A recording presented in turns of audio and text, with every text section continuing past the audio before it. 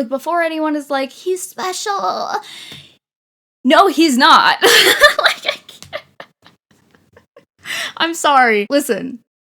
Hello, this is Flurry Moon. Welcome back to my channel. How many of you have fallen into the blind bag craze? It's okay. You can raise your hand. I have to as well. It's not really difficult to see why this trend is so popular. The excitement upon looking at the side of the box and seeing all the possible figures you can get, trying to feel through the package to determine which has the character you want, spending the $12, only to get the one figure you were hoping you wouldn't.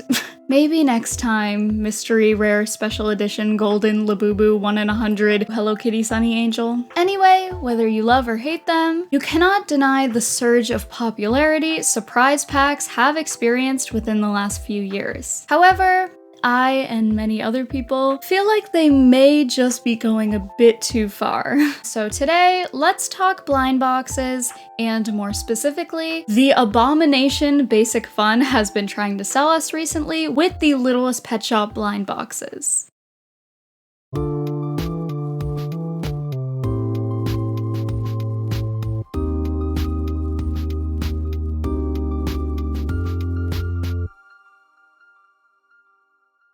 So first off, where did blind bags come from? The first we'd see of the blind bag concept would be in the early 1900s in Japan with fukubukuro or lucky bags. This was typically a New Year's custom and a way for merchants and department stores to sell leftover items at a discounted price, each bag being a mystery. It's funny to read that because the whole discounted price thing has just completely faded away. We wouldn't see toys enter the mix until around the 60s in Japan with gachapon machines. This would give the same effect as a blind bag, as although you are able to see through the capsule, the toy you get is completely random. Blind bags would slowly make their way to other countries over the years, but we wouldn't see this surprise pack surge happen until the later 2010s and the 2020s. Nowadays, I would say blind bags are just as common as your typical see-through pack, if you will. We probably have Pop Mart to thank for that, as they have seriously crept their way into the mainstream over the past few years, and they are of course where you typically find Labubus, aka the hottest collectible of the year, I would say. I got a Labubu. I actually got this Labubu for Louis. I'm not super into Labubus. I talked about Labubus and their controversies in my TikTok toy controversies video, but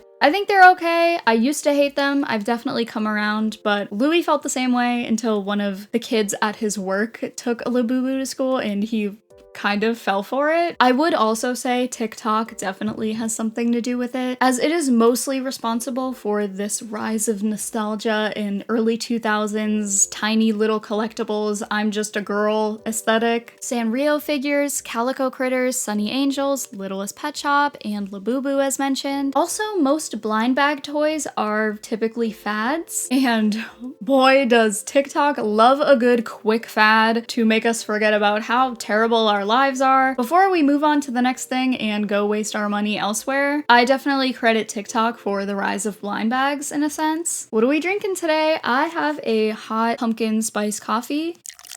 Anyway, I totally get the appeal of blind bags. It's exciting to unbox something that is a complete surprise. As a kid, and definitely as an adult, one of my favorite parts of playing video games was unlocking mystery characters, and I think it's a similar feeling here. I remember when Squishmallows were the trend of the year, and to me, the most exciting part about buying Squishmallows was the hunt. I don't think I have ever bought a Squishmallow online, and I have a ton of them. I only ever went hunting for them in stores because a lot of the excitement was honestly just finding the cutest one on a random day that I wasn't expecting to. I still love Squishmallows, by the way.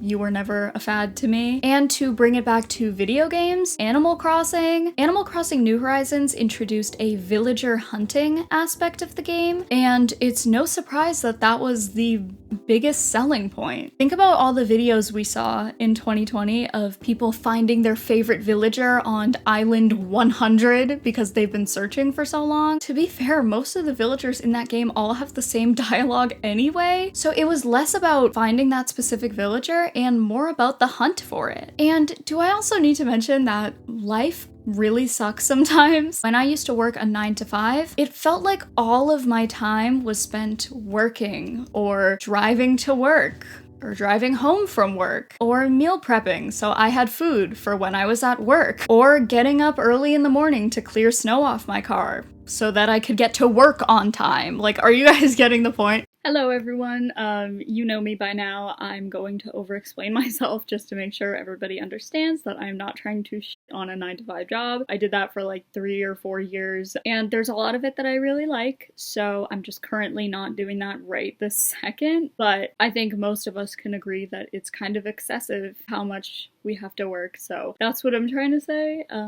So yeah. Life can get so insanely repetitive. I promise this is on topic, which I don't know how you guys feel, but that's the danger zone for my mental health. If I feel like I'm stuck in a vicious cycle, almost reliving the same day over and over again in a sense, I really start to lose a sense of myself and my interests. My point is, this is so random, if a silly little surprise figure is going to make me smile on one of those days that there is absolutely nothing to smile about, I'm gonna spend the 10 bucks. I know in a lot of ways, people will call that overconsumption. That's bad for the environment. It's bad for everything. And I talked a lot about that in the TikTok video, which I will be talking about that as well. And I think that's very important to acknowledge. That brings us to the negatives. On the other side of things, if you buy these little surprise packs super consistently, you're wasting your money if you don't get the one you wanted, or a duplicate of one you already have. I think honestly that's the worst. Again, they lead to overconsumption. Due to just how fast these trends go by, I think we tend to forget just how fast trends go by now. Think about it even just with memes. Remember how long memes used to last? Like genuinely, like we would be saying the same joke for like at least 6 months to a year. And now give it a week and everyone is sick of it and they think you're a complete loser. They think you're unk if you're still stuck on the previous joke from last week. Like get with it. Everything's so quick nowadays. That leads to even more overconsumption because of how quick we move on from things. And of course, I haven't even mentioned yet, blind bags basically promote gambling, but for kids. Even better, right? I'll get a bit more into the downsides of blind bags after this, but let's go over one specific topic that I have been dying to talk about for the past couple weeks. One of the most recent blind bag scandals, if you will, would be from the Littlest Pet Shop blind box series, and I will be focusing heavily on this topic because I myself have fallen into the ES versus KX factory debacle. It's insane, and if you don't know about this, you're gonna want to. Let's talk about it. Now, Littlest Pet Shop had done surprise packs in the past, but it honestly wasn't really a staple for the franchise. So my point is, for many, Littlest Pet Shop blind bags are kind of a new concept. If you don't know, Littlest Pet Shop was around in the 90s, but most current fans are fans from the Hasbro 2005 design. These tiny bobble-headed pets would go strong until the early 2010s, when the pets were pretty much butchered to fit the look of its new animated series. Littlest Pet Shop would be discontinued in 2018, but they would be picked back up by Basic Fun in 2024. Some of the first ever re-releases would be blind box pets. Pretty much exactly how it sounds, you don't know which pet you get until you open it. Looking back, this is kind of a wild thing for Basic Fun to do. For the most part, people have been waiting for over a decade for the pets that we grew up with to come back, so kind of crazy to not even let us know which ones we're getting. But to be fair, if like you spot a box of them in the store, there are no duplicates in that box, or there shouldn't be. So luckily for fans, each blind box comes with a code on the bottom, and you can find users online linking each code to a certain pet, so you can get the ones you want without wasting your money or getting duplicates. Although Basic Fun has released non-blind box pets, so you just go in the store and see them in the box and buy them, they have not dropped this method with the 4-way waves that have been released. This was already a bit annoying to fans. A lot of us are just simply too old for all this surprise pack bullshit. We gotta be saving our money to buy a house that we will never be able to buy. So, you know, a lot of us are just like, all right, what we want LPS back, so we'll buy the stupid freaking boxes, right? Things definitely took a turn for the worst during the second wave of blind bags, when collectors started noticing major differences between figures that were supposed to be identical. For instance, you could unbox two of the same orange Pomeranian, but one would have a slightly different color gradient than the other, and the eyes would almost look like they were made with two completely different techniques. One a bit glossier and more pixelated, the other more matte and painted on. In my opinion, some of these differences were subtle, but once you noticed, it was kind of hard to unsee. So why were there two different types of the same pet? As far as we know, this had never been done in the franchise, besides like the one-off factory error, and it doesn't seem like Basic Fun really expected anybody to notice or care for that matter. That was their first mistake. Well, turns out, after Wave 1, Basic Fun started using two different factories to make their pets. We call these ES and KX, as each code on the box either ends in ES or KX. ES pets are those from the very first release of the reboot. So any pet from Wave 1 will be ES. These molds are pretty solid, but many fans had problems with the squishiness of the head specifically, as well as the eyes being a bit pixelated. This seemed to be the new technique Basic Fun had been utilizing, as the original pets from the mid-2000s had painted on eyes for the most part. Well, we don't know exactly for sure why Basic Fun is using two different factories using two different methods, but it's theorized within the community that when Wave 1 was released, a lot of fans had complaints about the squishiness of the heads specifically and the pixely eyes. So for Wave 2 and on, Basic Fun introduced a new factory called KX, and they use a whole different technique to not just paint these toys,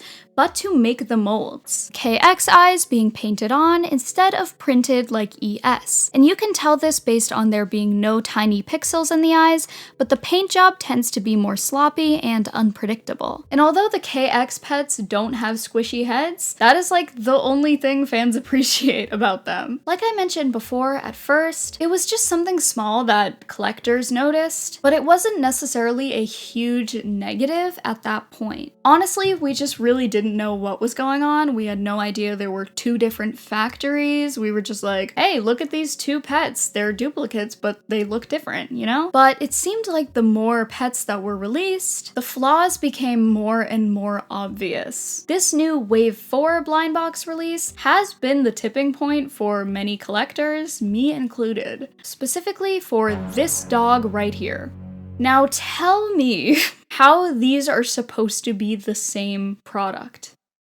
This is a blind box pet, okay? So to reiterate, most buyers will not know which of these two they are going to get. Tell me that is not so insane. I was a massive fan of Littlest Pet Shop as a kid, and I knew the second Basic Fun announced the reboot, I knew the quality wasn't going to be the same. It's been over a decade, so much has changed, and a lot of toy companies simply just can't afford all the good quality plastics and techniques they may have used back in the day. Totally get that. I'm also just happy to have Littlest Pet Shop back in stores to begin with. Not everyone gets to see their favorite childhood toy franchise come back in full swing like LPS has. Not having to spend over $50 for something I got for less than 10 back in the 2000s is so freaking awesome. And as someone who had been digging through toy bins at thrift stores and Savers and all that, desperately hoping to find a 2000s Littlest Pet Shop that I don't already have from my childhood collection, I'm pretty stoked just to see them on shelves again. However, does the production team not have eyes? Are the KX factories colorblind or something? Let me show you. This is him.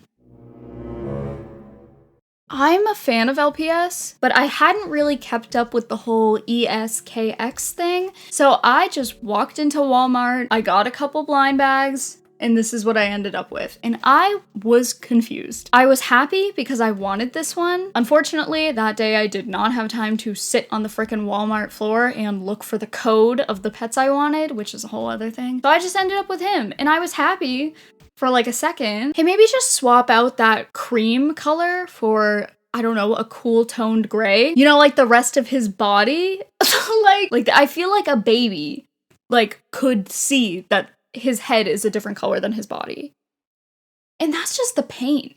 And that is just the paint. His mold is wonky as hell. Like, I'm so annoying right now. I have always been a fan of factory errors, honestly. Ever since I was a kid, when I'd go searching for a webkin or something, I would always pick out the one that had like one weird eye that was like misplaced, like too far away or something, or like a thread pulled out, because I always felt bad for the one that nobody wanted, right? But this isn't even unique. So many other people get him because it's just what the factory's making. So to me, it's like, before anyone is like, he's special. No, he's not. Like, I can't. I'm sorry. Listen, one thing I can say that I like about this one is that his head bobbles down.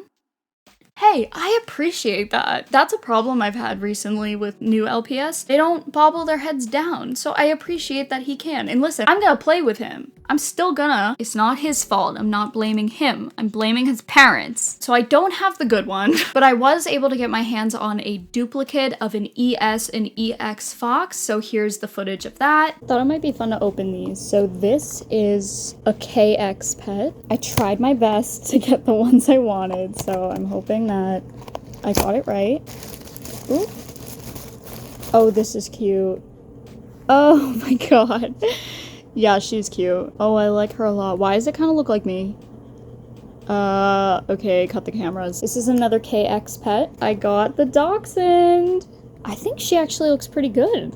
I'm not gonna lie. She does not bobble down, which is a huge problem I have with these pets. It's hard to tell in here, but I shouldn't be doing this on my bed. But the heads don't bobble down. They be bobbling, but not down, which kind of bothers me. But, so there's that. Ooh, I really do like her though. And this is an ES pet. So this might be a duplicate.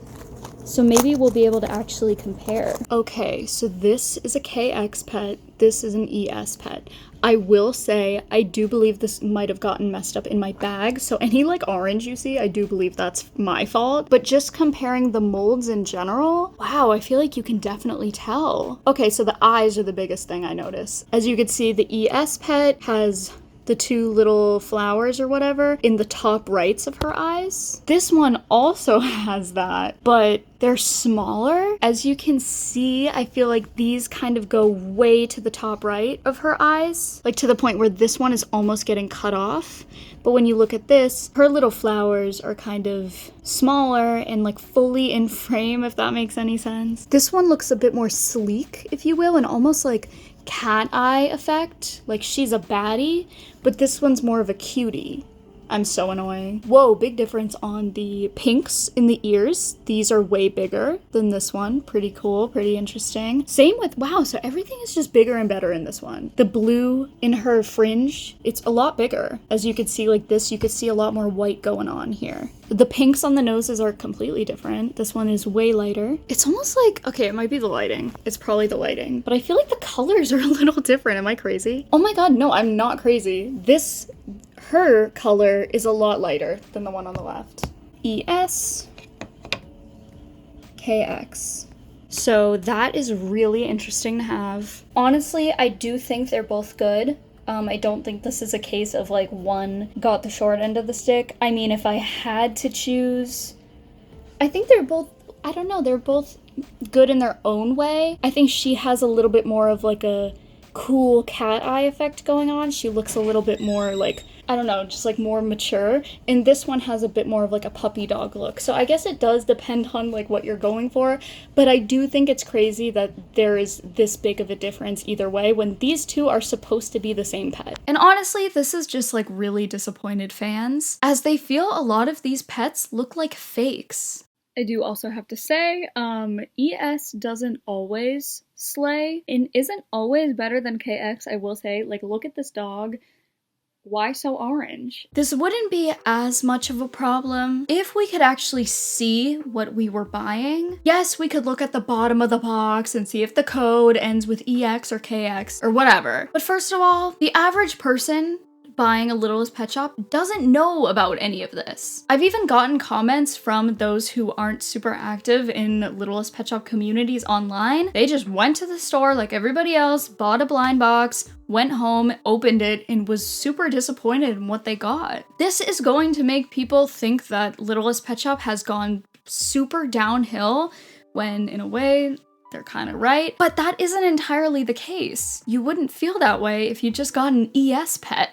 I didn't know this was a problem. I'm not really in LPS spaces online, but I was pretty disappointed when I got a single blind bag as a treat a month or two ago, and I got a pretty badly mispainted monkey. You can't expect the average person to jump through hoops and do frickin' rocket science to find out if their product is going to suck or not. Like, that's just not, you can't expect people to do that. Second of all, I, as a major fan of LPS, who knows about all this stuff, at least now, I shouldn't have to sit on the Target floor for 25 minutes to make sure that I'm buying an ES pet versus a KX pet. Like, it's insane to expect even your biggest fans to do that. And maybe this is common for blind boxes. I don't know, but I really don't think it is. Blind bags are already a toss-up, so adding an extra unnecessary gamble to the mix is just like kind of insane. And honestly, at this point, they should just stick to one. Are we making ES pets or are we making KX?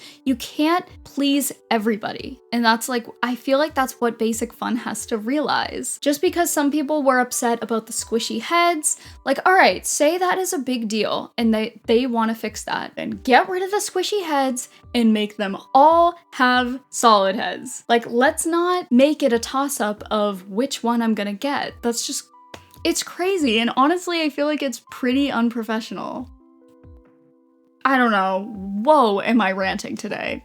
We're talking about toys, let's relax. And I promise you guys, the next few uploads won't be as ranty. I just want to say, I do a lot of complaining in this video about Basic Fun, but I am really so grateful for them for bringing back my favorite franchise. I'm gonna cry. Everyone has something to say, but they're doing it. And for the most part, I do think they've done a very nice job. So I just want to say that. Thank you so much, Basic Fun. That's what I have to say about that. So back to blind bags as a whole. Overall, what do we think? I honestly, genuinely really like the idea of a surprise pack, but I do think the execution has been incredibly poor, and at this point, I think they do more harm than good. They create unnecessary waste due to each figure being individually wrapped with all these plastics and stuff, not to mention, once again, the overconsumption aspect, as many people will buy multiple blind bags at once in hopes that they get the one they want, just to dispose of the contents when the fad dies down, or they get the one they don't want. So it's just overall just not great for the environment, not to mention the gambling aspect. I honestly cannot imagine being a parent